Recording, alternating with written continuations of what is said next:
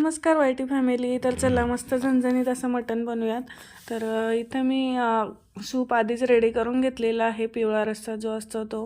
त्यानंतर इथे मी एक कढई ठेवून घेतलेली आहे गॅसवर. तेल टाकून घेतलेलं आहे.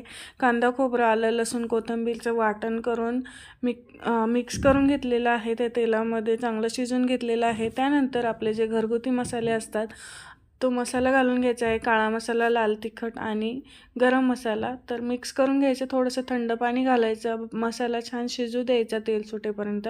त्यानंतर आपण जे वाफवलेलं मटण होतं ते घालून घेऊयात. चांगलं मिक्स करून घ्यायचं.